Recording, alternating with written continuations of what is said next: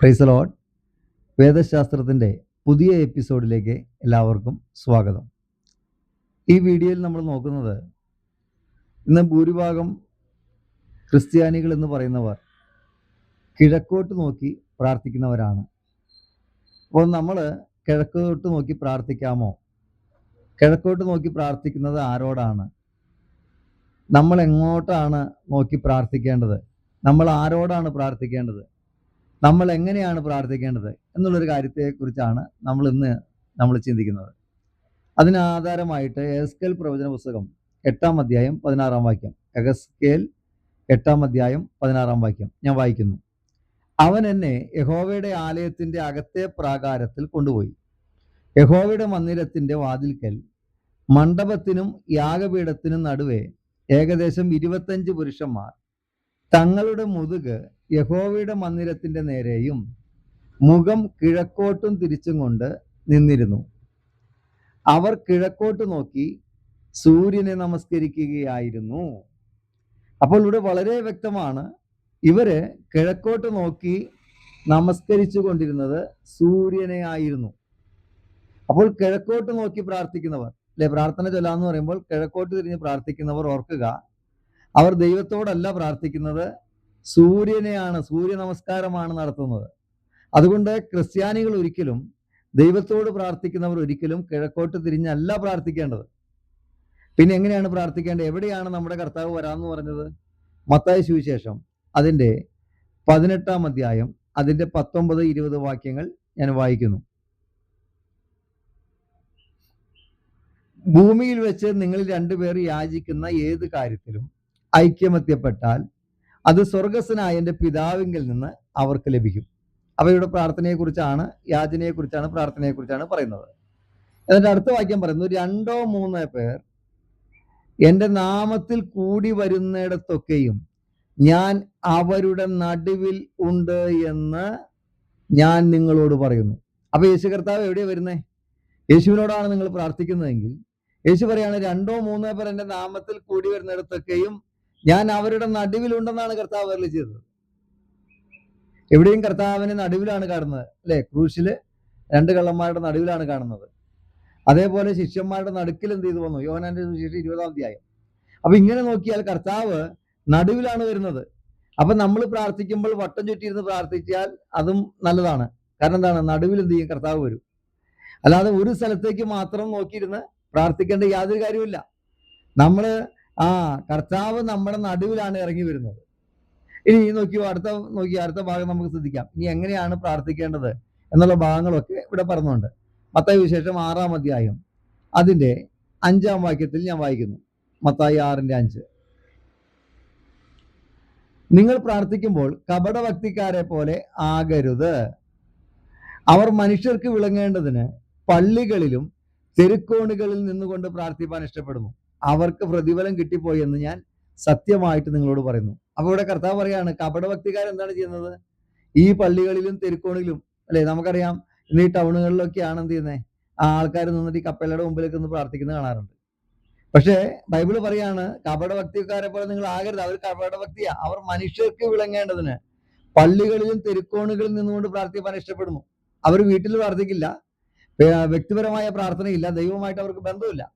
എന്നിട്ട് അവർ മനുഷ്യർ കാണേണ്ടതിന് തെരുക്കോണുകളിലൊക്കെ നിന്നുകൊണ്ട് എന്ത് ചെയ്യാണ്? അവർ പ്രാർത്ഥിക്കാൻ ഇഷ്ടപ്പെടുകയാണ്. കർത്താവ് പറയാണ്, അവർക്ക് പ്രതിഫലം ഇവിടെ തന്നെ കിട്ടിപ്പോയെന്ന് പറയുക. എന്നിട്ട് നമ്മളോട് പറയാണ്, നീയോ പ്രാർത്ഥിക്കുമ്പോൾ അറയിൽ കിടന്ന് വാതിലടച്ച് രഹസ്യത്തിലുള്ള നിന്റെ പിതാവിനോട് പ്രാർത്ഥിക്കുക. രഹസ്യത്തിൽ കാണുന്ന നിന്റെ പിതാവ് നിനക്ക് പ്രതിഫലം തരും. അപ്പൊ നമ്മൾ പ്രാർത്ഥിക്കേണ്ടതിന് ആൾക്കാർ കാണേണ്ടതിനല്ല. അതുകൊണ്ടാണ് നമുക്ക് വ്യക്തിപരമായ ബന്ധം ദൈവത്തോടുണ്ടാകണം എന്ന് പറഞ്ഞാൽ, വ്യക്തിപരമായിട്ട് ദൈവസ്ഥയിൽ നമ്മൾ എന്ത് ചെയ്യണം? പ്രാർത്ഥിക്കണമെന്നാണ് ദൈവം ആഗ്രഹിക്കുന്നത്.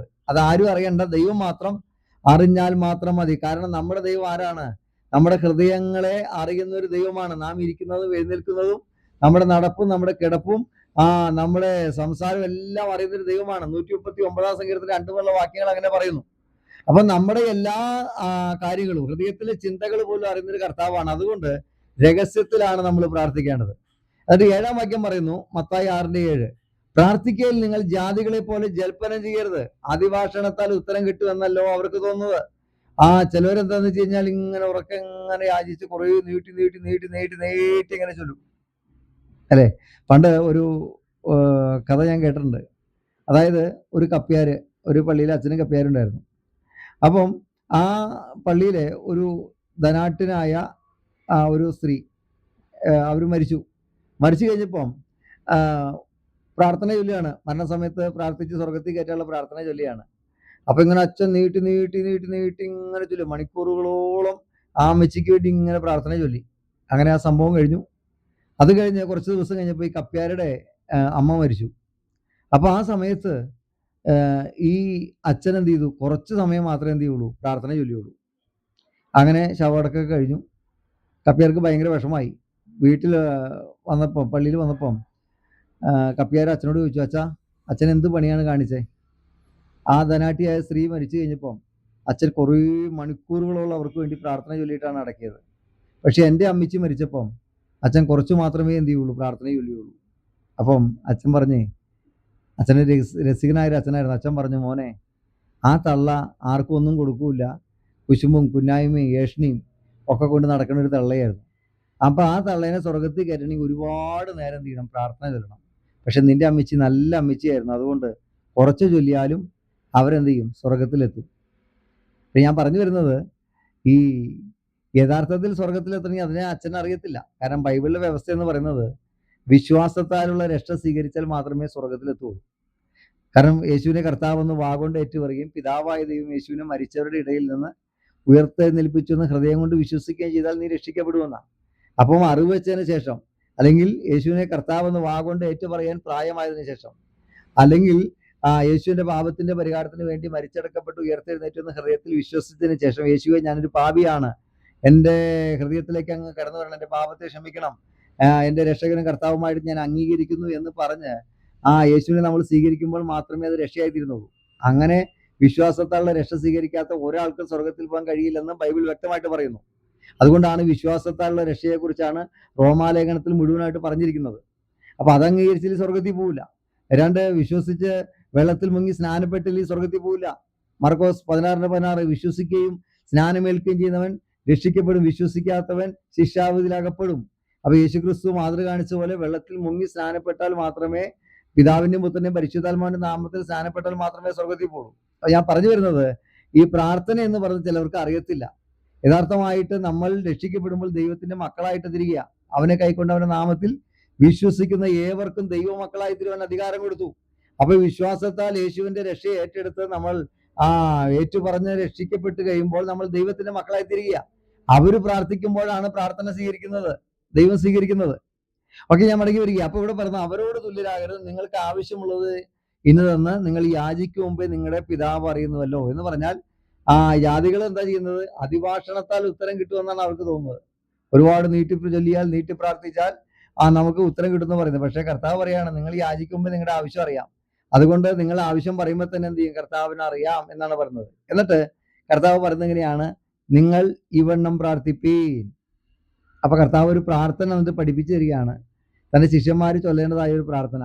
എന്താണ്? സ്വർഗസ്വനായ ഞങ്ങളുടെ പിതാവേ, നിന്റെ നാമം വിശുദ്ധീകരിക്കപ്പെടണം എന്ന് പറഞ്ഞാൽ നമ്മൾ നിമിത്തം കർത്താവിന്റെ നാമം അശുദ്ധമാക്കാൻ പാടില്ല. യഥാർത്ഥമായി യേശുവിന് വേണ്ടി വിശുദ്ധിയോടെ വേർപാടോടെ ജീവിക്കണം. അതാണ് ദൈവമക്കൾ ചെയ്യേണ്ടത്. അടുത്തത്, നിന്റെ രാജ്യം വരണമേ, നിന്റെ ഇഷ്ടം സ്വർഗത്തിലെ പോലെ ഭൂമിയിലുമാകണമേ എന്ന് പറഞ്ഞാൽ സ്വർഗീയമായ അനുഭവം എന്ത് ചെയ്യണം, നമ്മളിലൂടെ ഈ ഭൂമിയിൽ ഉണ്ടാകണമെന്നാണ് ദൈവം ആഗ്രഹിക്കുന്നത്. ഇതിന്റെ വിശദീകരണം നമുക്ക് പ്രാർത്ഥന എന്നൊരു വിഷയം, നമ്മൾ കർത്താവിന്റെ വരവ്, രണ്ടാം വരവ് എന്നൊരു വിഷയം കഴിയുമ്പോൾ നമ്മൾ എടുക്കും. അപ്പോൾ നമ്മൾ വിശദമായിട്ട് പ്രാർത്ഥനയെ കുറിച്ച് പഠിക്കും. എന്നത് പറയാണ്, ഞങ്ങൾക്ക് ആവശ്യമുള്ള ആഹാരം ഇന്ന് തരണമേ. അപ്പൊ നമ്മൾ എന്ത് പ്രാർത്ഥിക്കണം, നമുക്ക് ആവശ്യമുള്ള ആഹാരം തരണമെന്ന് നമുക്ക് പ്രാർത്ഥിക്കാം. പിന്നെന്താണ്, ഞങ്ങളുടെ കടക്കാരോട് ഞങ്ങൾ ക്ഷമിച്ചിരിക്കുന്നത് പോലെ ഞങ്ങളുടെ കടങ്ങളെ ഞങ്ങളോട് ക്ഷമിക്കണമേ. ഇത് വളരെ ശ്രദ്ധിക്കണം.